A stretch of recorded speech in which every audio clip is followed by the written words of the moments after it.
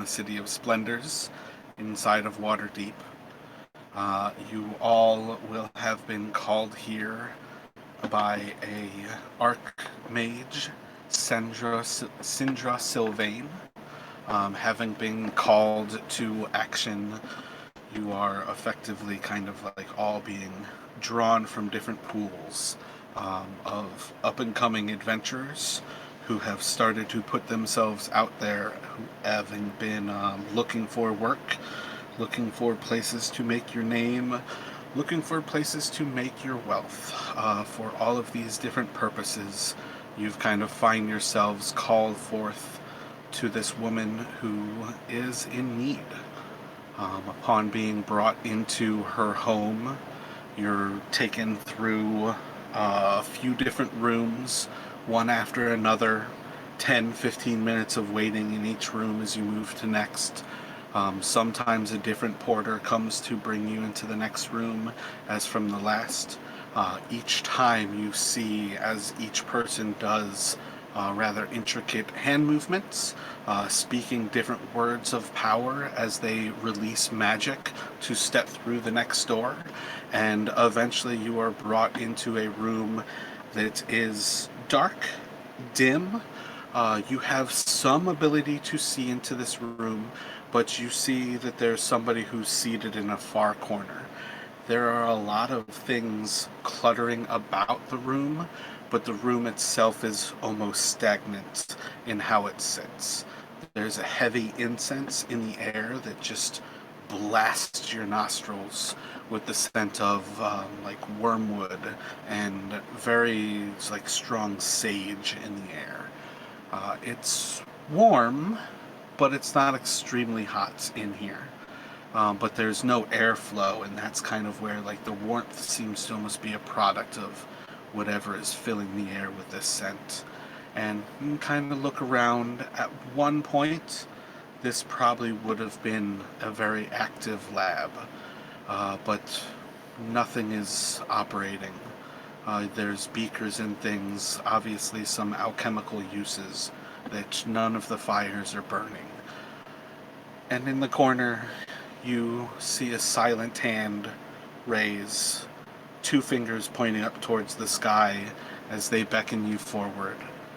And the closer you come to this person, the more you see that they're just draped over every inch of their body with fabric.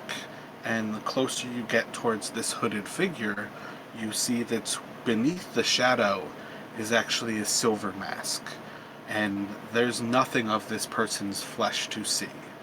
And as you get closer, they're going to beckon you forward even further and then usher you towards 3 seats that are nearby, where they will ask you to sit. And as you are asked to seated, you will hear in a low voice, "Please join me. If you would like some tea, I can have Alderic make it for you."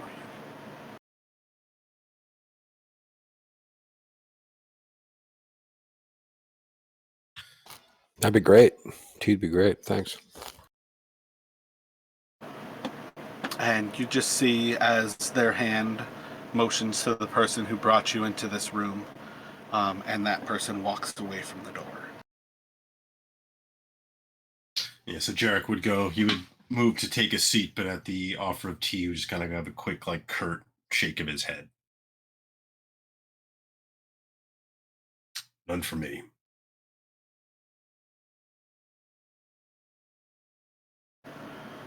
No worries. Welcome all. You've been brought here for my needs. I am in a dire circumstance, and I hope to find that you are the ones who will be able to assist me out of this great trouble I find myself in. Years ago, I was an adventurer like yourself, and as the years passed by, I was quite successful in what I was able to do. And in all of these things, I've made quite a wealth of knowledge and of material things. For all of my troubles, I have found life quite rewarding, and I hope you soon too will, as well. But alas, some years ago, I was unfortunate enough to die. And she's going to slowly pull the mask from her face as you see flesh is starting to rot away from her face, and it's just like a part of her cheek where you can see like a necrosis that's starting to grow, and you can see two of her molars inside of her mouth where this necrosis is just turning into an actual like void in her cheek. I have found some days ago an illness that no healing has been able to prevent has started to come over my body. And as she puts the mask back on her face, Aldrich comes back in with tea. He's going to set it down, and she'll usher him back away. There are 4 tea glasses here. You can take the tea if you'd like or not. There are as well some like cakes and pastries on the plate. I have come to find out from friends of mine in the Order of the Silver Harp that there is a death curse that has been activated on this plane, on this world. A great lich is consuming life, and it feeds on me day by day. I require great heroes. I myself am too ill to do much more than cast the simplest of my spells. I hope that I can entice you to risk your lives, to go on the quest that I cannot go, and perhaps that you can find everything that you have been looking for. What would it take to entice you forward?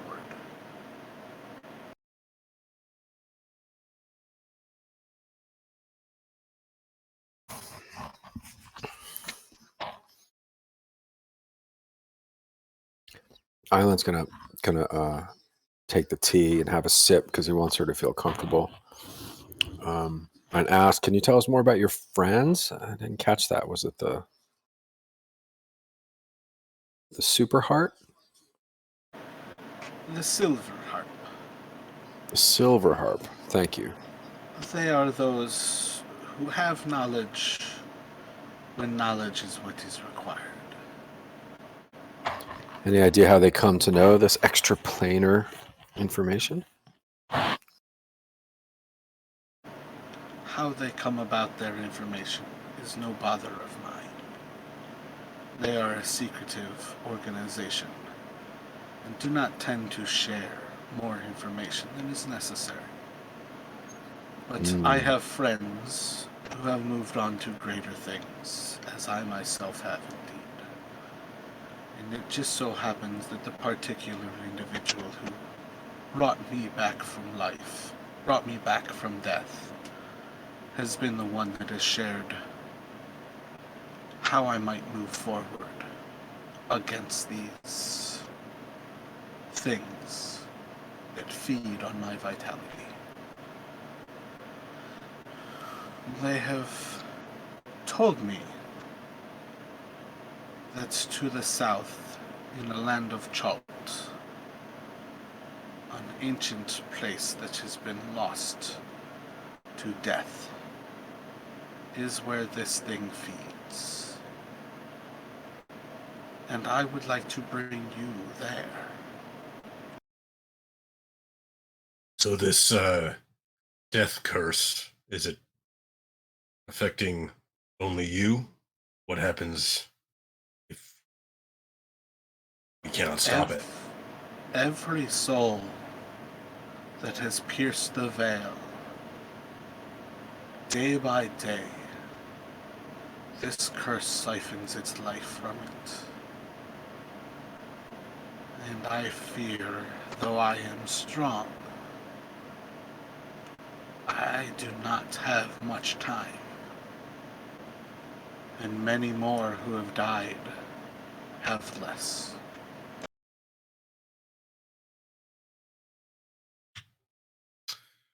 That is enough reason for me. That Valdis will begin like having a bit of a taste in his mouth. Yeah, that's stuff for me too. Just think about the tales that we tell this when we're done. Like venture, a fair maiden to save, liches. I mean, just think about the songs. You are too kind to call me a fair maiden. Well, and we've heard a bit about Schultz. It's an ancient place. There's much exploring to be done. Is there any incentive for us? Besides delving into ancient temples, finding artifacts that have not been unearthed for generations, what incentives might you desire?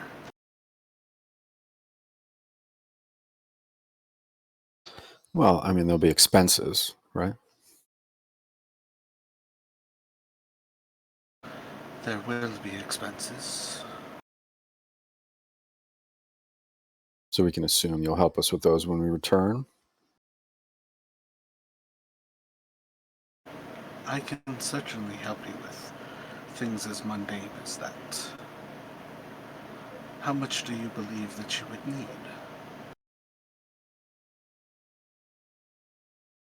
I'm going to look at my colleagues, thinking neither one of them is going to say a number. And say 1,000 gold. You have grand views of your worth. I can certainly afford you some gold. Perhaps when I see results, you might be worth 1,000. But for now, and you're just going to see as one of her hands kind of extends out of her robe, and you see that the hand is almost entirely black as she reaches towards the wrist of her other robe. And as she reaches in, she's going to pull out a bag of coins. And she just kind of bounces it in her left hand. There. And after it bounces 3 times, she's going to set it on the table as it just kind of like clinks into the table. And there's a leather bag. There are 150 coins in there for you. You are more than welcome to share amongst yourselves. Any expenses that you should require, I would be more than happy to cover for you. But when you start to find the riches that Chult has to offer, I intend for you to work on your own. And perhaps we can come to a more ready conclusion as to what you may need for me in less mundane functions. Fair. So each of you can I- write down 50 gold. Fair. Yes, I Thank you. have issues of my own I'll need to deal with on my return. Should we be able to assist you in this, I trust I have your word you will may be willing to do what you can when we get back. Oh, what issues do you have, Jarek?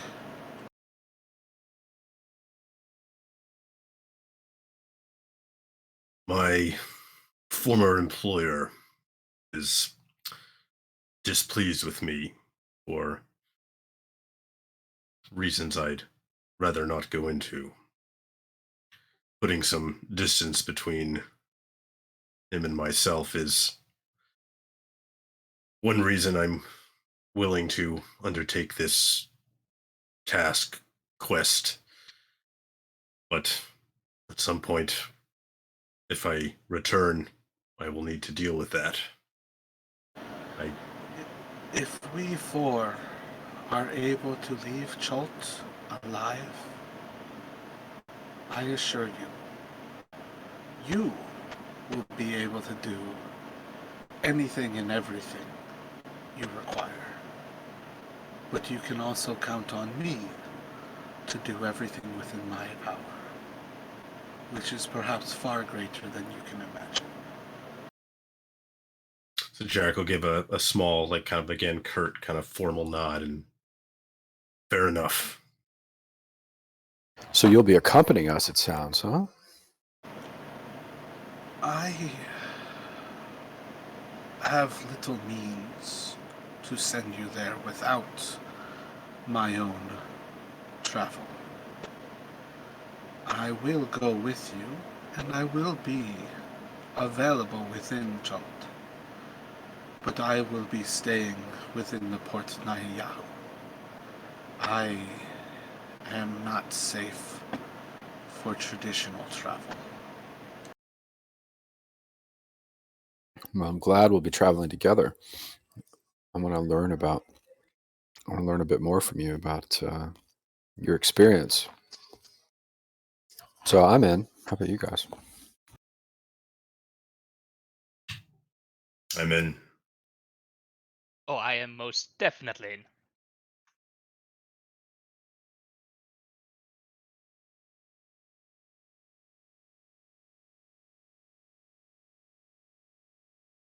Congratulations. You found yourself some heroes. And heroes, I most certainly hope you will become. Well, do you require anything before we leave Waterdeep? Are you familiar with this port in Nayardsu?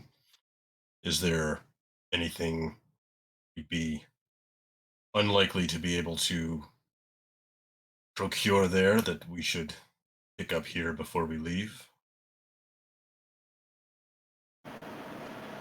There are many things that are available in Waterdeep that you cannot find in other places. But the port where we will go is rich with many things as well. Do you know what you will be requiring?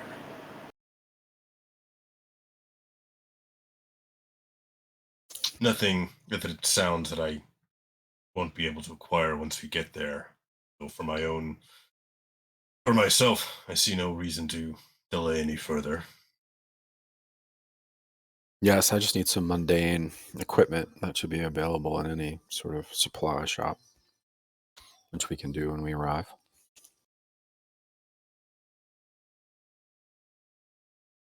How about Yes. you, Bard? You need some strings?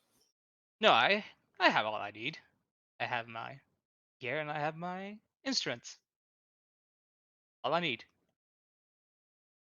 So are we taking a ship? How are we getting there? How will we navigate? We will be taking a little more expedient of a route.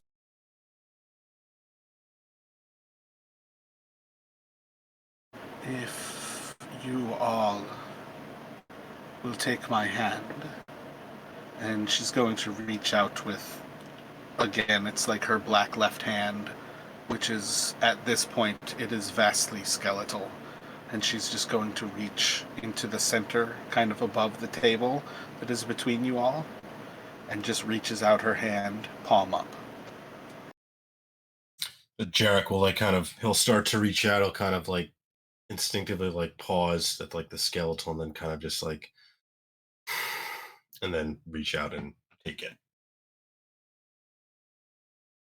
Valdez would just like, reach out and take it. Just eager for the adventure. No hesitation. I like as well. Just slams his hand down on there, rough and ready.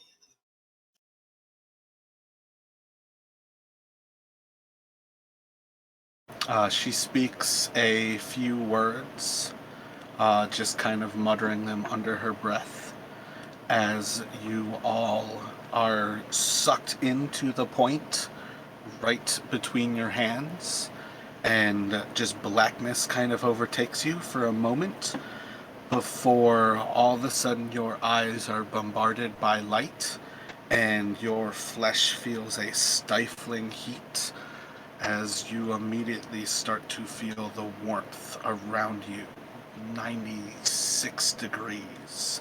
As your sweat starts to pool on your flesh, you can feel the humidity is already so high that you just feel wet instantly. And you hear the sounds of barrels rolling across stone, of cranes, of water splashing against stone. And as you kind of get a sense for where you are, you see yellows, stuccos across buildings as far as your eye can see. Bright dyed colors, people of many different colored flesh. As you look around and you notice very quickly, you are now in a port city.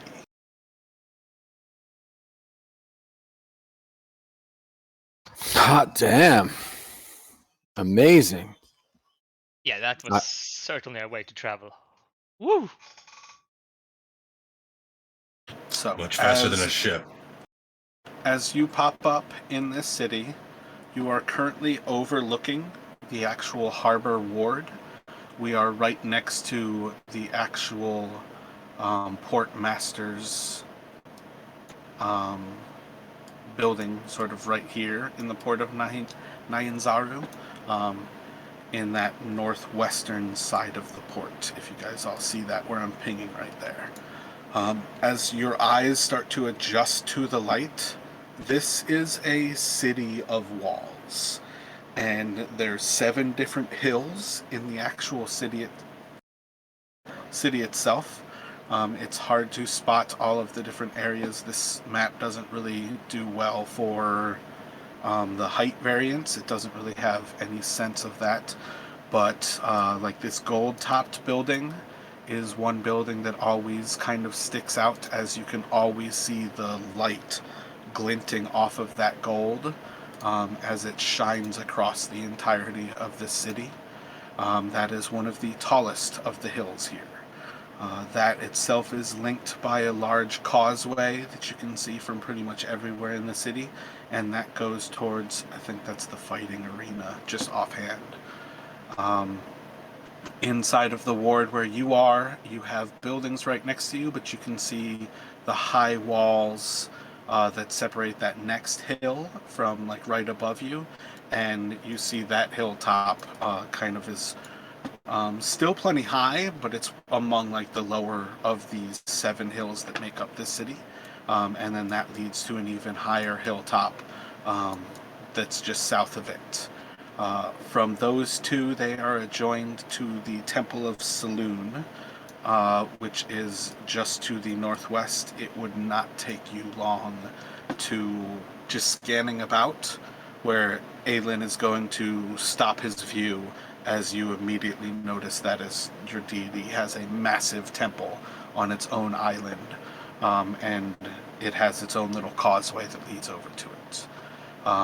As well, that like kind of like bean-shaped crescent hill leads to another hill section that is off to the southwest, and then that leads to another hill. And I think those are 6 of the hills. I think the last hill is over to the west.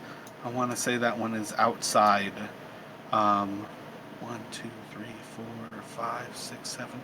Nope, I had that right. So Sylvaine, the 2 that are just to the southeast of you, the one that's kind of south, a tinier one that's like the kind of right by the walls, and then the two by the Golden Temple. So your view right now is very much predominantly of those locations where the hills bring up the walls above the actual city, but you are otherwise right now like at the water level overlooking Harbor Ward. And as soon as you adjust enough that you actually look back to Syndra, she's already kind of like stumbling, and you can see that not only has casting a spell weakened her, but having to actually stand afterwards is like extremely exhausting already on her presence. And she takes a moment where she stumbles, and then she catches herself. It's becoming more and more difficult. I've been here many times. I must go find my friend, Wakango Tamu. He is one of the 7 merchant princes who rules this city. If you must search me out, you can find me in his villa. But I must rest soon. And she's just going to kind of like stumble towards the harbor master's like shed there. And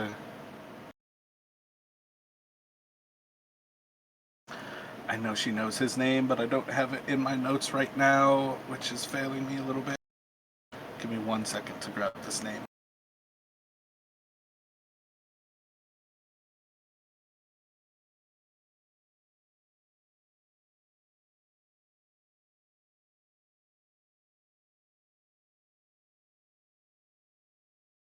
She's just going to like stumble into the office there, and as she just like leans up against the wall, she just calls, "Is Zindar here?"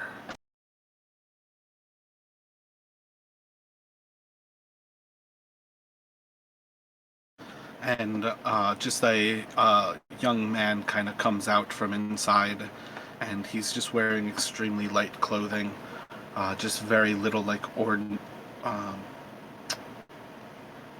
there's little to it. It's very austere and very simple, and he just looks to her. "No, I think Zindar is in the canals helping with the loading of the ships." And Syndra kind of, "Can you do me the favor of bringing a cab for me? I need a ride to Watamu's." And he kind of nods for a moment, calls back into the harbor masters, and then he runs off. And he kind of goes out of view before, shortly after coming back, you see that there is a 2-legged lizard creature. It is about 10 feet tall and about 12 feet long. It is almost as much tail as it is actual like torso, and its head is almost as long as its torso. And it has a lot of extremely sharp teeth, and when it runs up, it is very like quickly kind of chomping its jaws. But this thing just looks horrendous. But it also appears to have a cart being led behind it, and it will run up. There's a person kind of sitting in the front on a very like small seat that almost bounces in between the creatures itself and the actual cart, who he kind of like looks around, and then after he finds a moment, he takes a second, and he's like thinks, "Oh shit," hops off. He's going to help Syndra inside, and then they're going to ride away behind this creature. But you guys are otherwise inside of the harbor district of Port Nyanzaru. You can go about your business as you would like, and you also now know that Syndra is on her way to um, damn it, Watambu.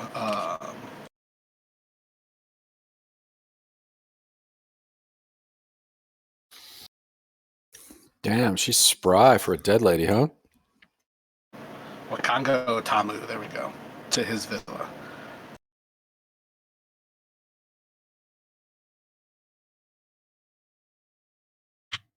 I hope I look half that good when I'm dead. I'll try to keep you from being dead, but she does look good. I mean, aside from the piece of her face that fell off. She just left us here. What time of day is it?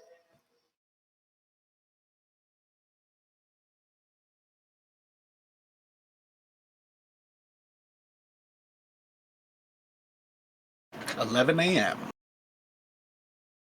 Well, boys, I want to go to the Temple of Sylvaine tonight and see what's going on. Sight the stars, make some drawings, start a map. I think we have to do all those things, but I don't want to do them first. What do you guys want to do first? We should find a place we can put up for the night. An inn. I didn't hear yeah, but I didn't hear Syndra mentioning us staying at this friend's villa. I kind of got the message we weren't invited. She disappeared quick.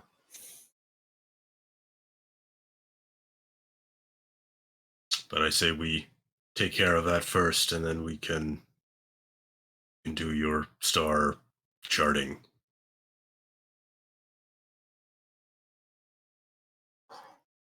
So, what do you think? Do you think you can get a? Do you think you should get yourself a gig at an inn tonight? I'll pay the rent. Well, I can at least make us pay a little bit less, I think. Sweet. All right. Well, I'm going to follow you. Where do you think is likely? Well, I'm first sure time in someone at the. Sorry, go ahead.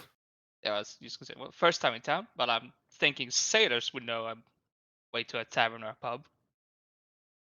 So ask the sailors.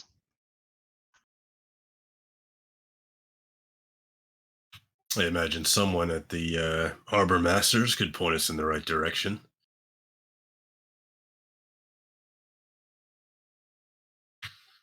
By the way, and Jarek's gonna kind of look up at wipe some sweat from his brow. You think we'd be lucky enough if this is as hot as it gets down here? Not that it's not already hot enough.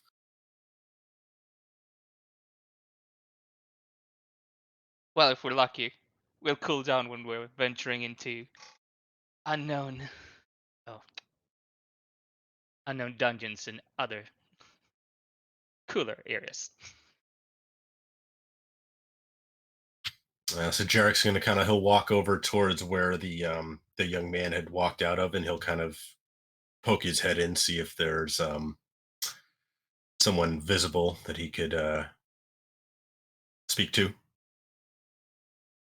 There's 3 different people inside. The same young man, another young woman who's about the same age. Both of them have kind of darker skin, and then another person who's like a little bit older, another man.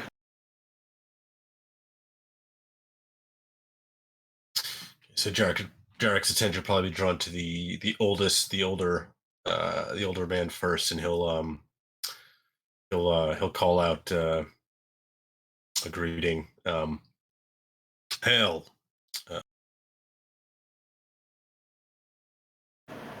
Good day to you. How can we be of assistance? My companions and we're hoping to find an inn for the night. Was hoping you might be able to recommend a decent place. As Jack says, that Val will pull out his violin and go, preferably a place which appreciates music. And beer. Appreciates beer. We appreciate beer. He'll kind of step out, looking off to the sun, kind of remarks for a moment, it's a nice day out here. And he kind of looks you all over, up and down. Looking for a bit more rowdy of a night? Or you need a good night's sleep? Oh, I'm definitely looking for a rowdier type of night. Well, Definitely rowdy. We need to make some friends. We need to talk to some people.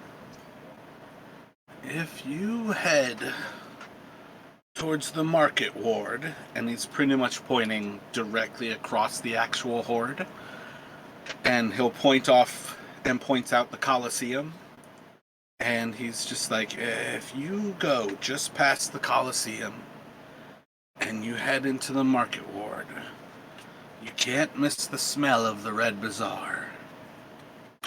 But inside of the Red Bazaar, there's two inns. The one you're looking for is the Thundering Lizard. You'll find a nice bed. You might even sleep in it. But you'll have a good time at the Thundering Lizard. And then he just kind of, again, just like rephrases it. Walking through, you'll just follow yourself along the harbor, pass around the walls of the canal. That'll put you back within sight of the Colosseum, just in line with the gold roof of the Golden Throne. And if you keep the Colosseum to your northwest, you'll smell the Red Bazaar. It's basically, he's describing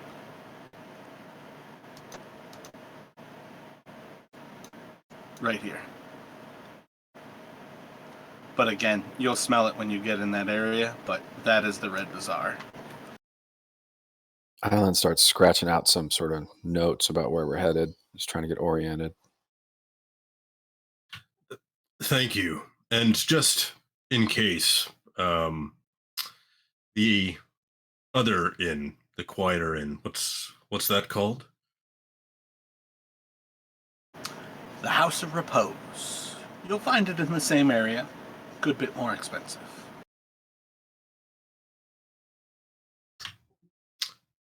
He'll thank him again. Reaches out to shake your hand and he's like, welcome to Nine Zardo. Enjoy yourselves. Draco kind of, he'll give him a firm handshake and just kind of nod.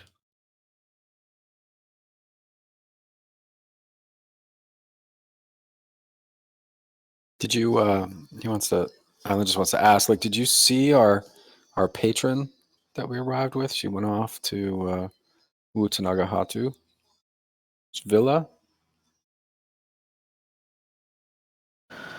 I've seen her a few times in these parts. She's not unknown to me.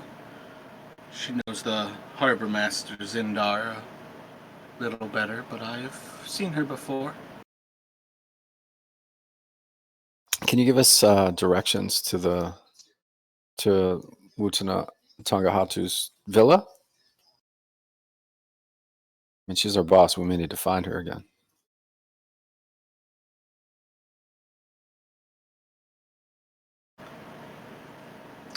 All of the merchant princes stay just up there.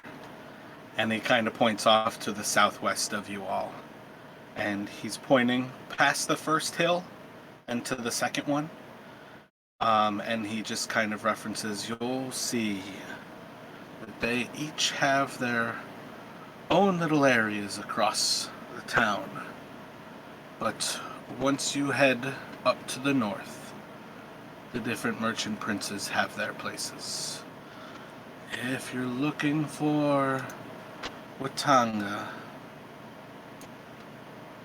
let's see. So the merchant princes are, looks like these two,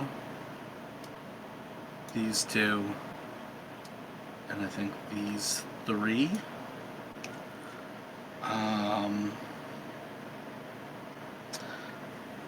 let's say Watanga.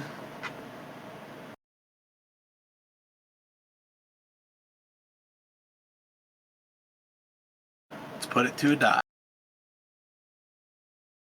Just want to give a quick warning from me. There's a pretty heavy lightning storm above me right now, so I might get disconnected. Gotcha. Yeah, so a lot of this is purely just setting up the city. I don't necessarily expect you all to leave the city today. Um, but obviously, if you can get back in, awesome. If not, you probably won't really end up missing a whole lot. It is kind of just setting right now. But am I correct? You're going to be working next Sunday, right? That is correct. Gotcha. So he kind of points off, and he looks to that second hill, basically to the south of you, and he kind of just points off. You're going to have all of the merchant princes living up this route, which again, like the only way to enter that area. I guess it's kind of these three entrances. It looks like is to enter through one of those, and then you'll basically follow up. But yeah, he'll point off to you and just kind of say, you'll find his villa up on so many maps.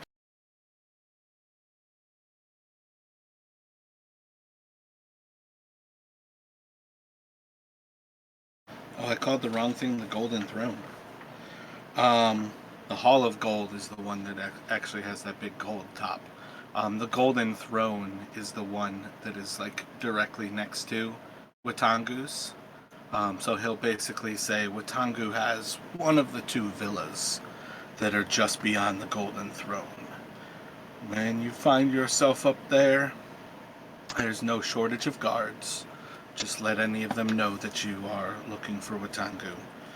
And it may behoove you to let them know, in that garb, to let them know that you are guests of his friend and him.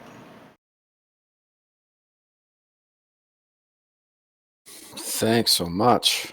Making notes the whole time. I wrote some stuff on the map too. If it's wrong, you should feel free to tell me. But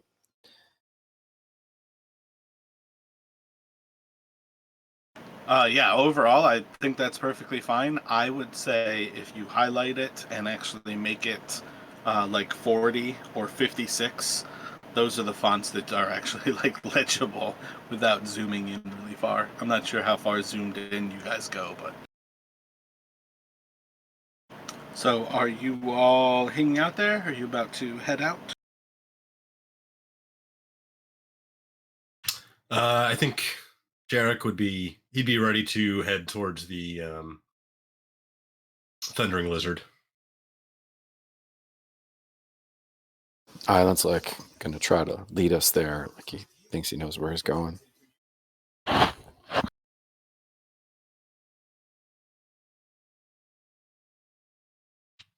Yeah, Jarek, seeing him taking notes, he'll figure he'll follow. We gotta find I gotta find some leather armor too. I need to do a little better than what I'm wearing. Plus it's hot here. Whew.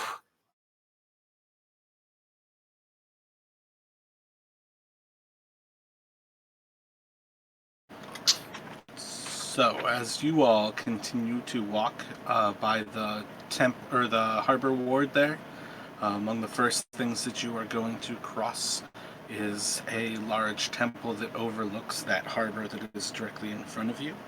You're going to see that all of the boats that are in the actual docks of that harbor are all quite fantastic. Many of them are almost like floating barges that are just absolutely ornate, beautiful boats that are very much like pontoons that are almost like houses that just kind of float on the water. As you cross the actual temple, who has religion as a proficiency? I do. If it has an expertise, actually. Let's get a religion check from you. As you cross by, you see the holy symbol at the front of this temple is a large cog with a four-pronged center on it, and recognize that this is the Temple of Gand. This is a dwarven god who is a god of knowledge, craft, smithing, and inventiveness. And you all can pass by through that ward.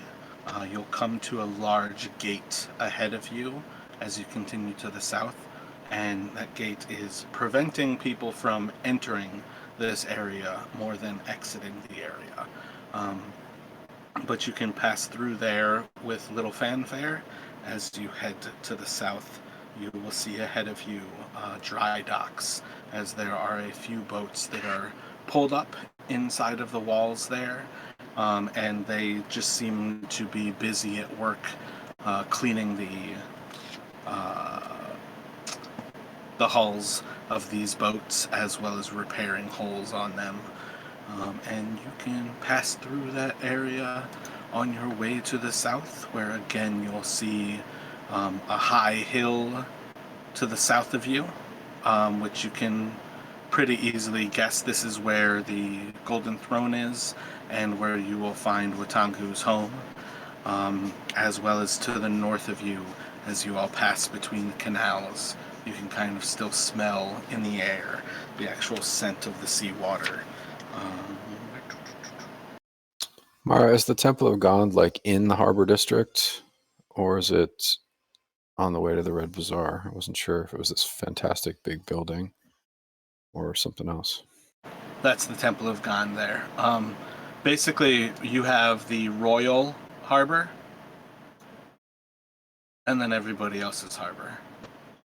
So the big one is everybody else's, and the other one's royal. Got it. Yep. And then the Temple of Gand is just like right in front of effectively the Royal Harbor.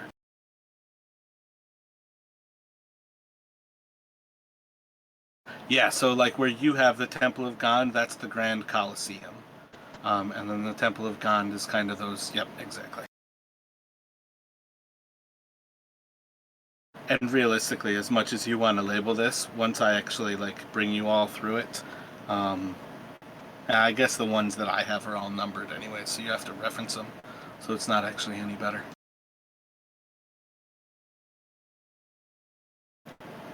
And as you all continue on through that area, the building with that blue cross on it, you're very quickly going to recognize that that is an open air market, and those are just it's like a two-lane highway almost on each like arm of that, where you have booths inside of there, and those are high arching like fabrics that are drawn over to make like a makeshift building inside of it, and that is the Grand Souk. That is one of the market wards, or one of the market locations in this town. This is very much everything about this is a merchant town. You would have heard the gentleman at the Harbor Masters reference the 7 merchant princes. This is a merchant's home. Everything here is for sale, effectively. But yep, that is the Grand Souk.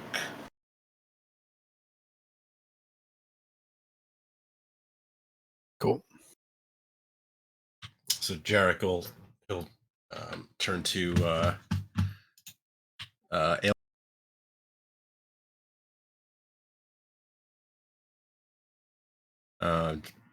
imagine you might be able to find armor you're looking for in there. Let's go.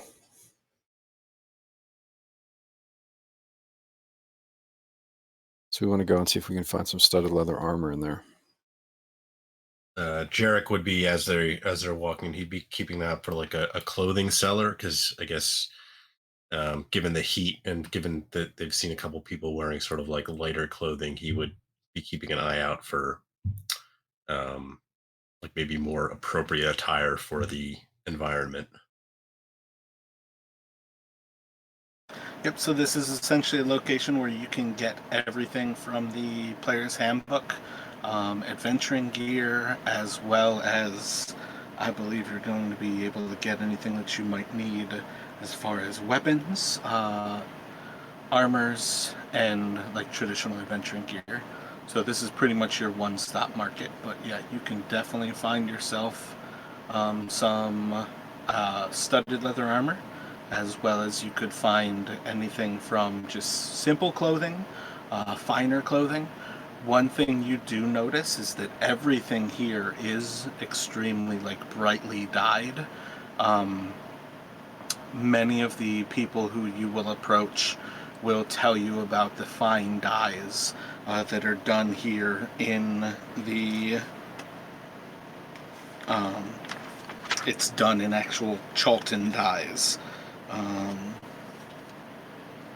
Once again, I know I have a name for it because there's a whole district for it, but basically, like, they don't actually make their own um, fabrics, but they're famous for their dyes. Yeah, so like when some of them will point up, they'll kind of point off to the northeast, and they're like, these are some of our finest dyes from the dye works, and everything is brightly colored. Occasionally, some people who are selling like some of the like less fine clothing, their flesh is actually dyed the very same colors of like most of what they have that day, and you can tell these are people who are like self-employed.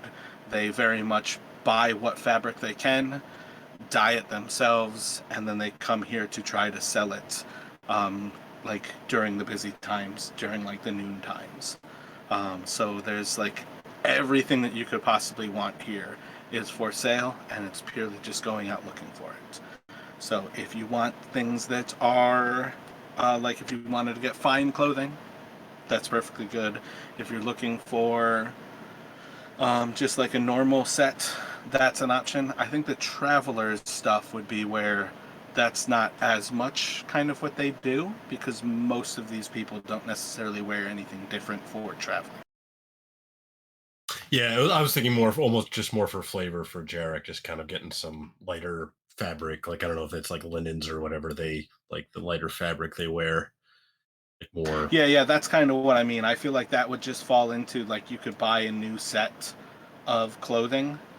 Um, so I Right. think Yeah. that would just be 5 silver pieces for common clothes. Um, Yeah, what I'm getting at is the traveler's clothes for 2 gold. I don't think that's something that would really exist here, because I don't think there's a difference in their traveler's clothing. I guess it's almost still just like 4 tiers of clothing is what it kind of comes down to, though, and that's almost what they have. But I think of traveler's clothes as something almost. I guess traveler's clothes is almost something looking for like a little bit of waterproofing, instead of really light. But in general, I think that's just up to you what level of a tier that you wanted to buy it for. And then, like, if you wear it, if you buy fine clothing and you wear it while you're doing stuff, it's not going to be fine for long. What about a machete? Like, are we gonna be breaking trails through the jungle? How does that work for you? Is that like a homebrew thing, or should we just have to have a dagger or short sword? The overall travel through everything is already kind of limited. I don't know if there's actually a particular machete that's like included into things.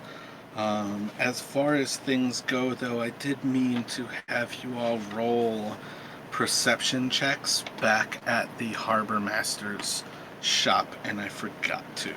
Can you guys roll perceptions for me?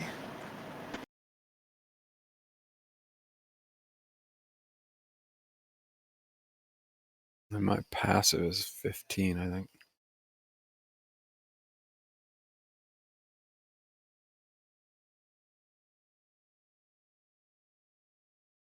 Not to get in the way of that roll, which is the first thing, that good one that's happened so far today for me.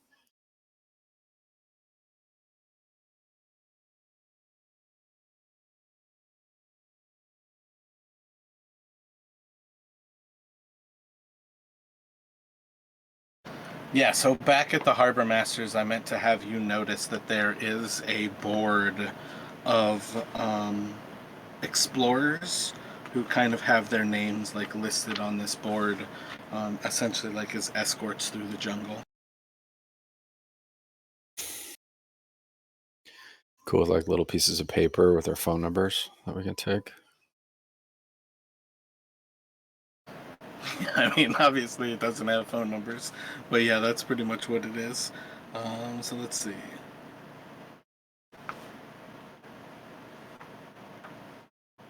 Let me have each of you roll a D9.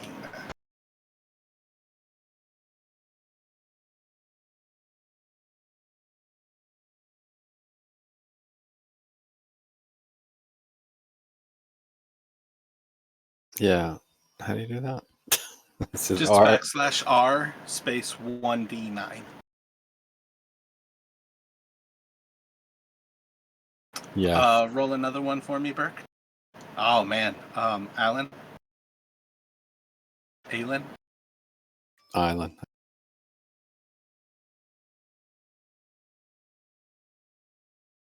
roll one more.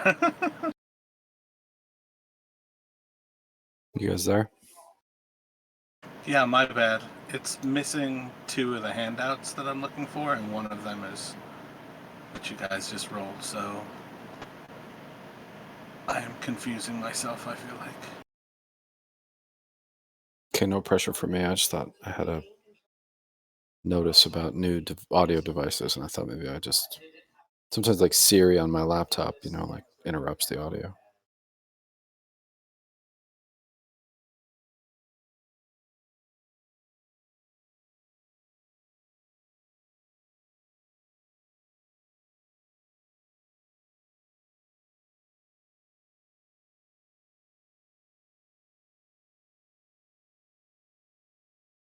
Alright, I think I'm just gonna send these to the Discord, and I just didn't get this far as I was preparing for today. So the first name is Azaka Stormfang.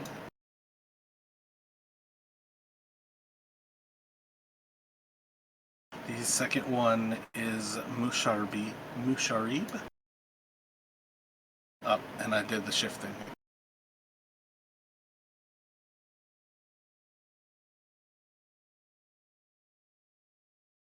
And then the last one that is listed over there is Salida.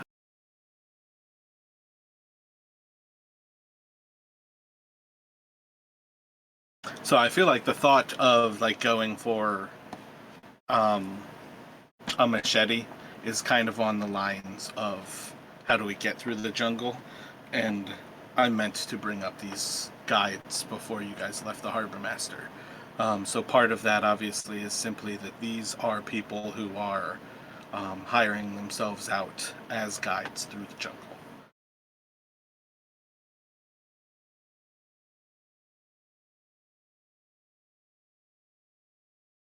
Cool. Can you say the second one's name again? It was Salida Storm, Azaka Stormbane, and Musahib. Is that what it was? It was a Musharib. Yeah, Musharib. So it's Musharib. Cool. Thanks. Yeah, and again, this is one of those unique situations where people actually do have a name tag because it is listed like on their actual thing. So yeah, it was Salida, is Salida.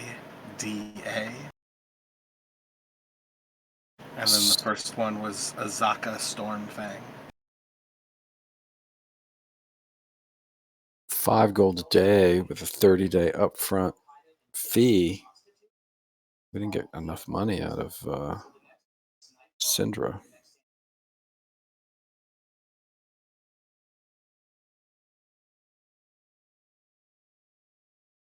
Though I'm sure we're going to figure out how this place works before too long.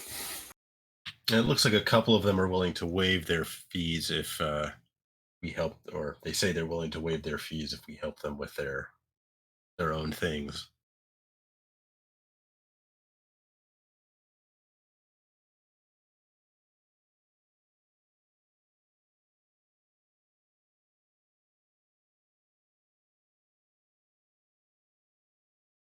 but probably better to get a sense of kind of the town a little bit first before we decide on a guide.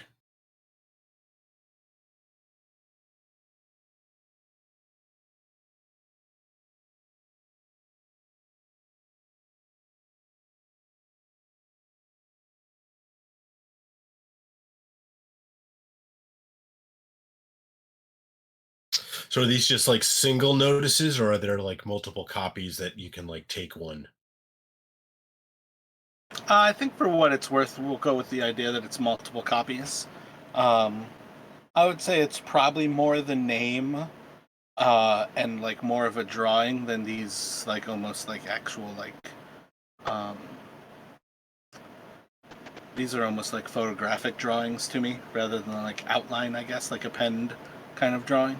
I feel like it would be kind of that maybe at most, like when they're going for like a picture of the person. Right. Okay. But I think it's perfectly functional that yeah, you guys can walk away with that little hire me sheet that kind of describes themselves. Okay. Because otherwise, Jarek will not. He's given his intelligence. He is not going to remember.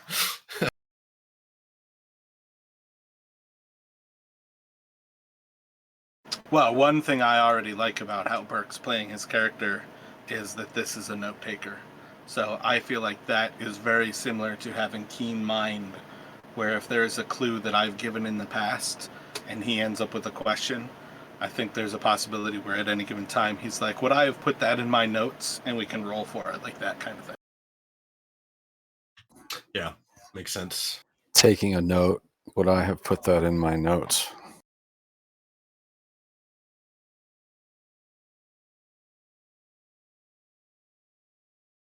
That's how I play as a DM, is like when I'm playing in a game, I often will ask the DM, like, I'm constantly reading books, like this is what I would like was a scribe on.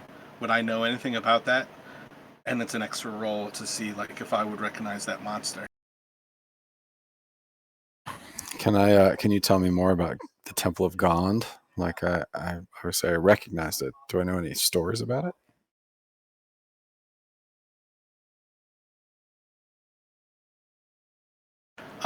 I think as far as things go, you wouldn't necessarily know a lot about it. It's a very similar deity to Saloon, in being like an actual knowledge thing, because he is an inventor. The Temple of Gand tends to be a creative place.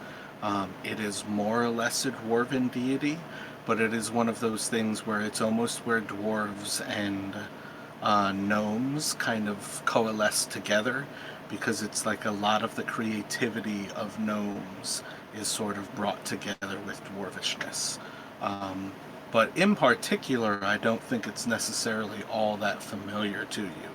It's just something that you would be familiar enough about, and more or less because it is almost the point where your own deity kind of moves into another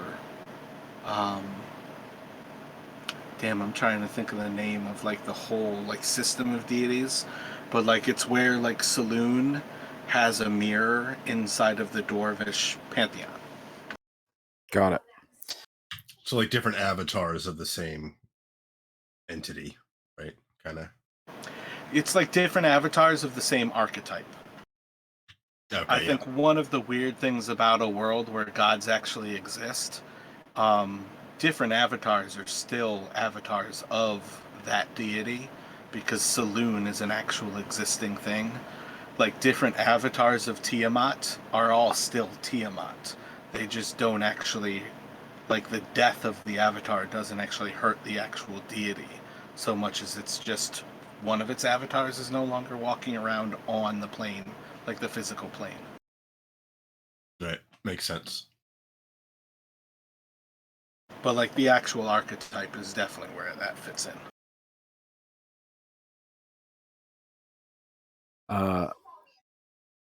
Island is interested in if there's like anything beneath the market. You know, he's really like he's paying attention to, you know, are there tunnels below this area of the city? He's he's a discoverer.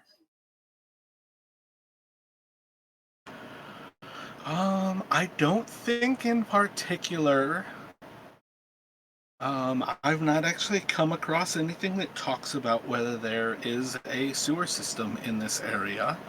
The one thing that might give you all, let me get a perception check from you, and then what are passives from Jarek and from Valdez? What are your passive perceptions? That's going to answer all of it right there. As you guys walk towards this ward, you smell a horrific stench coming over the wind as the wind kind of is moving from the southwest of you towards the northeast. There's just a horrific stench coming through the air, and I didn't actually realize it when I cut the map down to make it smaller, but this whole area is a gigantic pit of refuse. So as far as I know, they have no sewage system in this town. There's no underground. It's simply every day they take all of their trash, all of their refuse, any dead bodies, and they just huck it into this pit. Oh, that's gotta be a wonderful smell.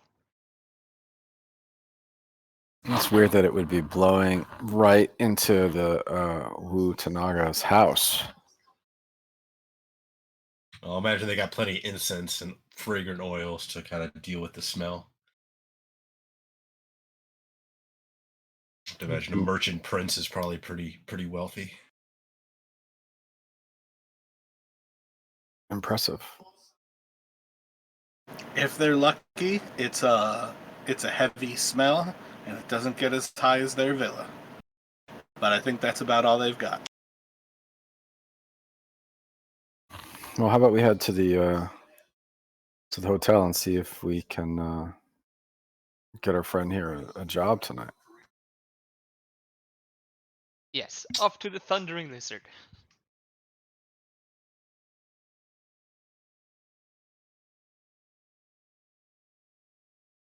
And away from the thundering stink.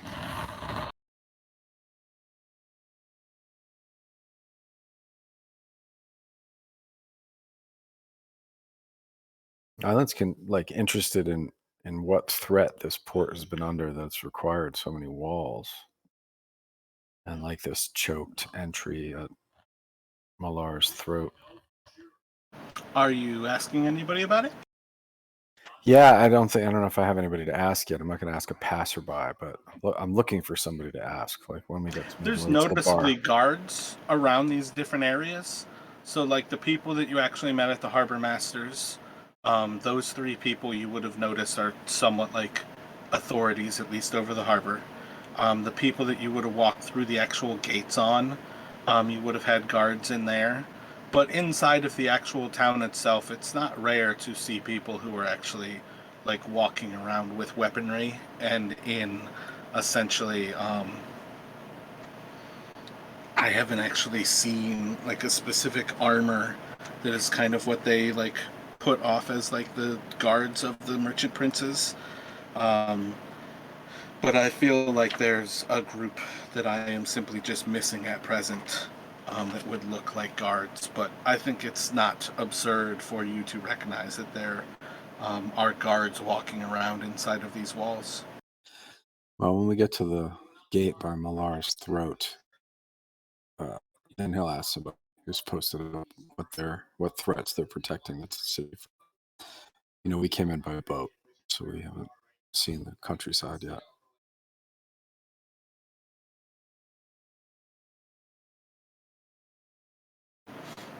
Yeah, so I think when you leave like the Grand Souk, it's just another few minutes before you all pass by that area, and you can divert towards that gate. Otherwise, there's also another gate that's right next to the Red Bazaar. Got it. So yeah, I'd like to ask one of the guards at the gate by Malar's throat. And what are you asking them? seems heavily defended. There's a careful choke point here. Like, what are the threats out in the countryside? We came in through the harbor. So you said you got a passive of 15. Yeah. Just looking out from approaching that gate, you very quickly will notice the difference between where you are and what is out there. Inside of here, everything is nice, fine. People are not malnourished. People are in nicer clothing. Outside of there, you see hovels, houses built on top of houses.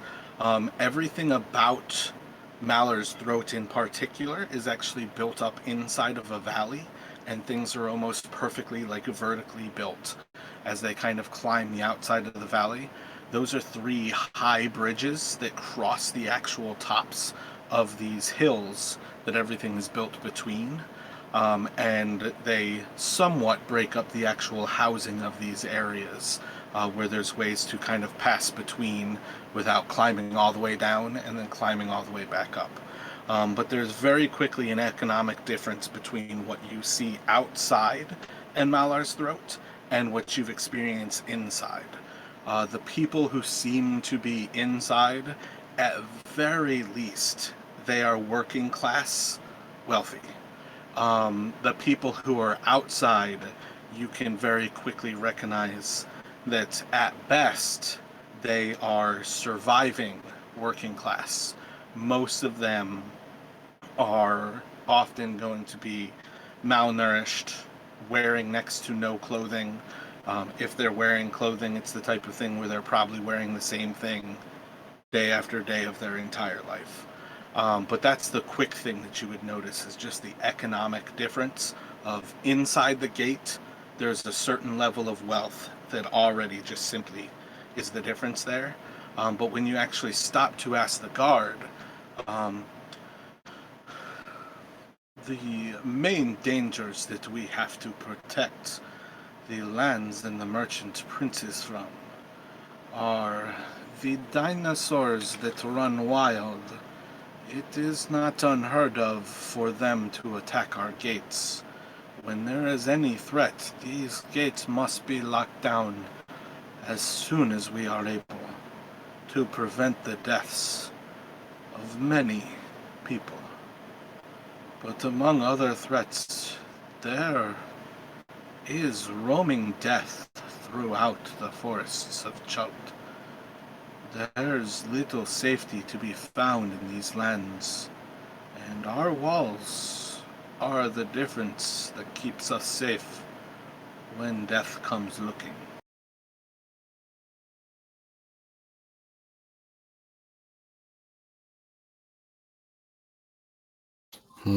Thanks, friend. We may come back this way. Is it safe to go to Maller's Throat? There is no reason in particular that things are unsafe. If you hear the alarm sounding, you have a short while to gain the protection of the walls. Well, I'd like to see one of these dinosaurs from safety. How often do they come along? In particular, just walking through the town, like I described, like that was a velociraptor that gave Syndra Sylvaine a ride. So you guys would also have already seen some dinosaurs here. You'll see more as you get further into the market ward. There would have been dinosaurs. That's just kind of a failure on my part. There would have been dinosaurs or inside of the actual dry docks. They use triceratops to pull the boats out of the water. A lot of cranes are actually operated by dinosaurs that basically operate the pulley mechanism to raise and lower like goods as they're pulling them off of the boats. So a lot of the heavier lifting inside of the city is done by dinosaurs, and a lot of them seem quite tame for what it is. But yeah, like heading outside is where you'll encounter a lot of those things. But among bringing up seeing some dinosaurs in action. The guard in particular would reference... There is a pit out front that I should know the name of. Let's see. Give me 1 second.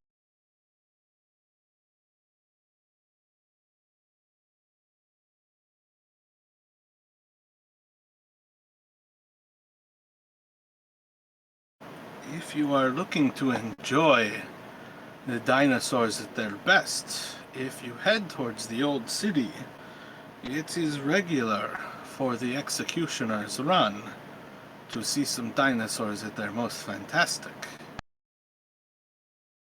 Ah, do they use dinosaurs to do the executions?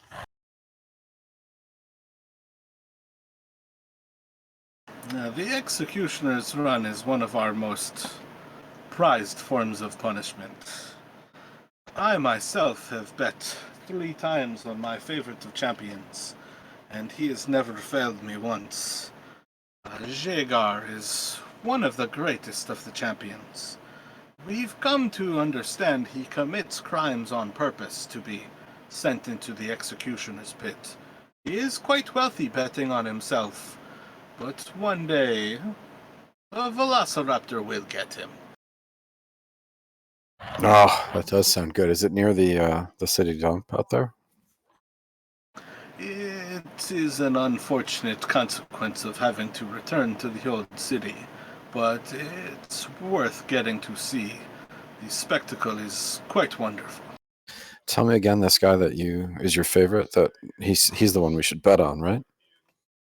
He has been quite successful in the past. He has made the run, I believe, 4 times now. But yes, he's Jaegar. Oh, I hope we get to see him while we're here. Thank you, friend.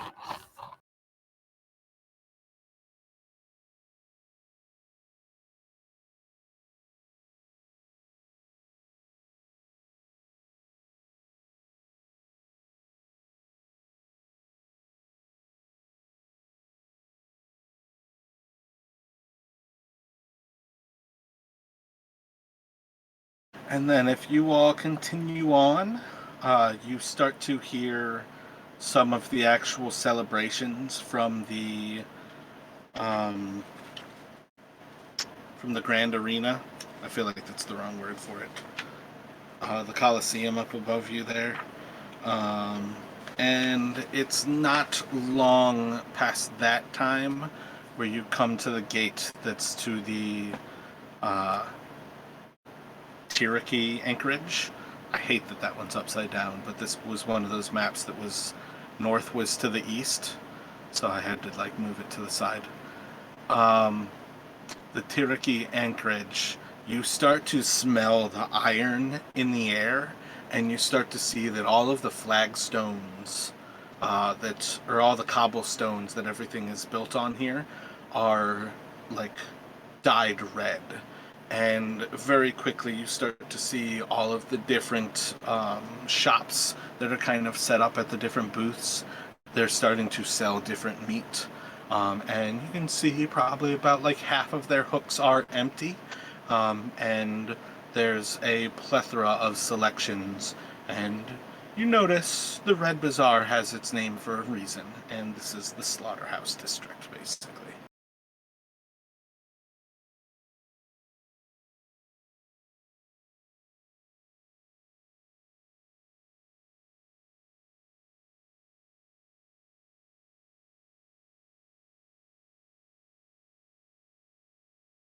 So as we're nearing the gates, Jack would probably look for maybe one of these guards and just to ask for more if they can point out the actual thundering lizard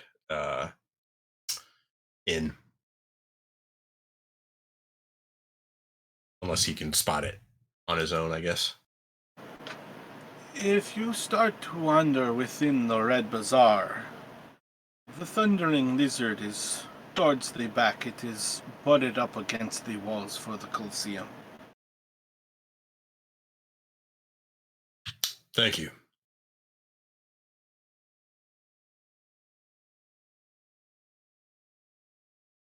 But yeah, it's kind of like an indoor. The Red Bazaar itself is kind of like an indoor shop, where there's a lot of different like buildings that are like built into one large area. So heading through the Red Bazaar is kind of like walking inside.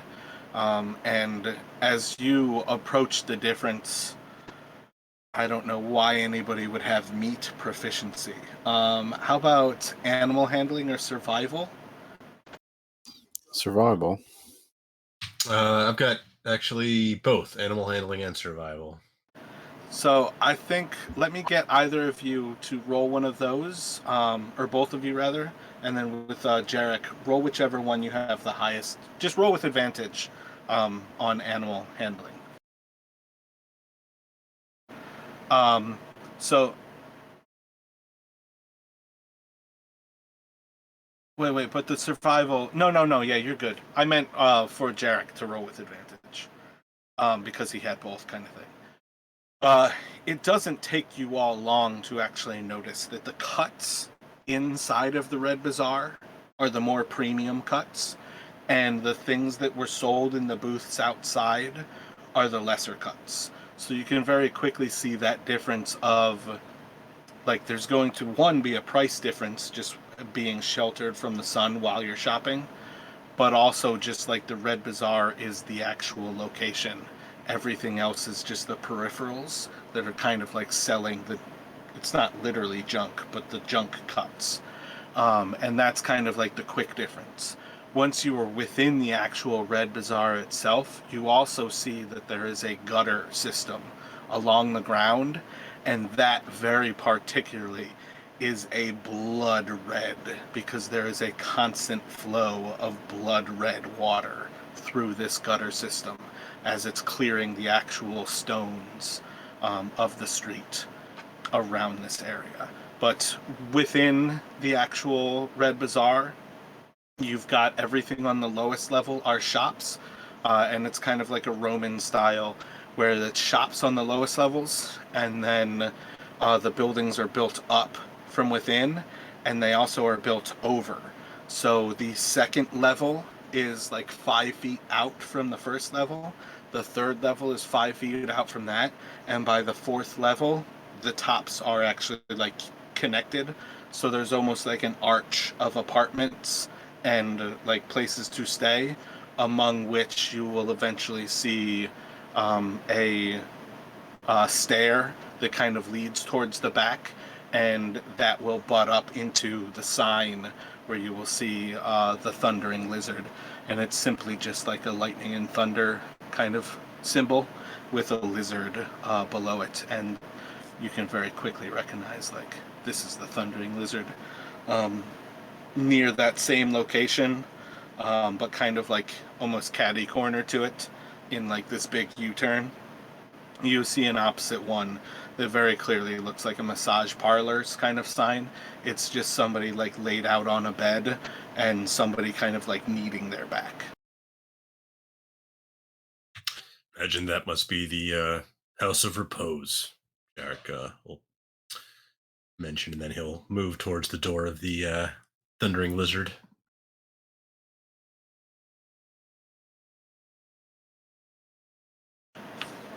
As you step towards the Thundering Lizard, you walk into what at first seems like a small bar. There's 4 people inside and a bartender, but it sounds much louder than that. And as you start to pay attention to what you would think are ways that kind of walk back and towards like the back of the house kind of thing, you notice that they also are stairs that kind of lead up, and this place very much fills the space and it climbs up. So as you look up, you actually see that there is a larger floor above you, and the floor above that is even larger than the one previous. But this is basically like a I can only think of pyramid scheme right now because of how I'm saying it. It's the inverted pyramid. But inside, the bartender welcomes you. Welcome to the Thundering Lizard. What can I get for you? Something Cool to drink would be much welcome. For By myself and cool, my... do you mean warm? Because I've got something warm to drink.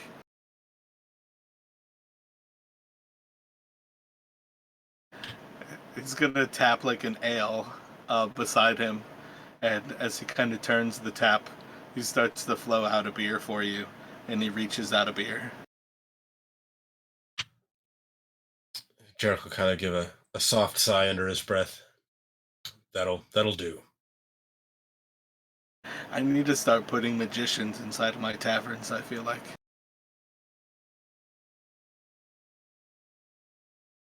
Makes sense. I mean, we're quite a ways away from indoor refrigeration, but I feel like that's the actual solution, though, is anybody who has shape water can make ice. And that's exactly what you would need in this place to be a millionaire. You imagine a town, and I'm immediately like, yeah, how are they going to make ice? Oh, yeah, the most basic of magicians. yeah, because like back in the day, they actually like they would send ships out to like the glaciers, right, and actually carve out huge chunks and then sail them back. Yeah, and it's that's how fucking they- amazing to imagine like a sheik in the Near East who's like sending for ice from like some Arctic place. Like, holy fucking shit. You're like, what? You're getting that from the Alps? Yeah, yeah.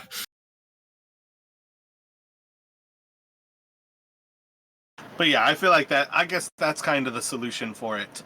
Is you actually see this gentleman, kind of like drop a glass into another container, and then he's going to touch the water inside as he freezes it, and you see as your glass gets colder and colder before he then like, and he's gonna. I think he'll have to spin it that whole time, and then eventually he kind of like spins it and pulls it out, and it's a frosted glass.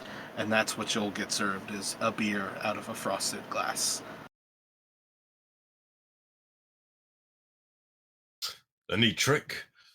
And he'll take it. He'll take a pretty healthy swig, nod. And just Thank you. because I think it's trash beer, it's going to be extremely hoppy. For some reason, I feel like hoppy beers would be what you would get in Port Nyanzaru. Okay, so he'll kind of like almost like when you drink really like strong alcohol, you make kind of involuntary thing with your face, and he'll kind of do that, but still kind of nod and like politely thank the bartender.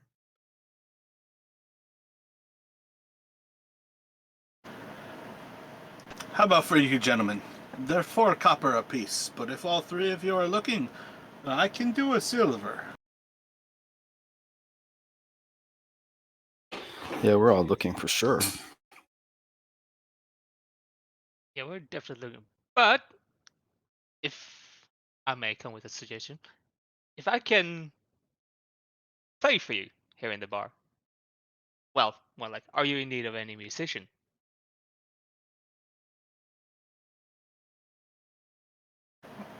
I've got some pretty regular musicians, but what do you have for me? Show me what you can do, and perhaps I might be intrigued.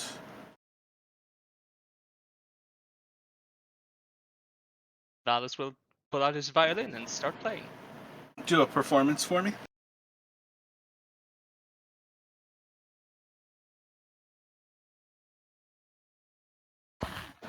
Well, we have not heard your style for quite some time.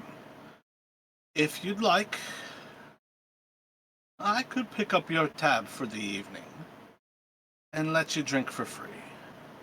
If you need a place to stay, I could as well do that. But are you gonna stay or do you want to drink?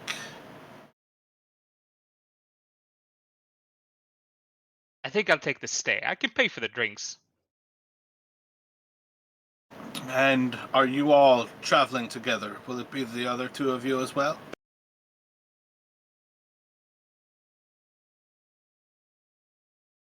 Well, are you also staying here? Or are you trying to find rest in another place?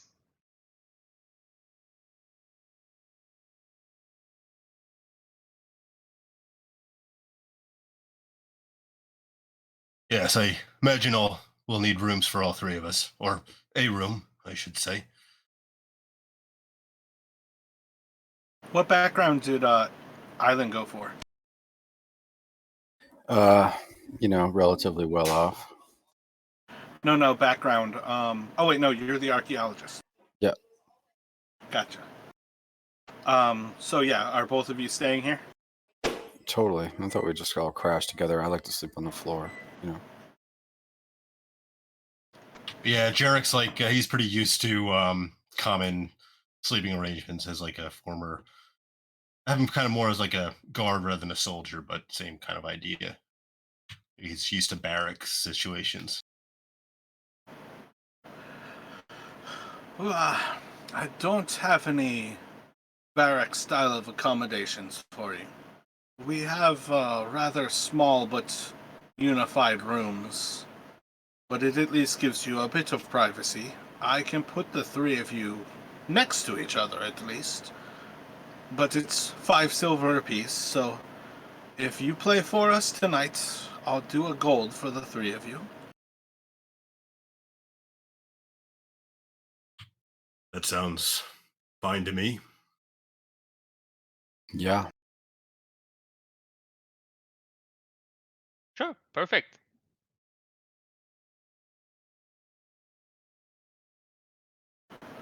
You're welcome to play a bit earlier, but obviously I'm not busy yet. Would you be interested in coming back towards sundown and have you play into the night, towards at least the high moon? That sounds good. That sounds perfect.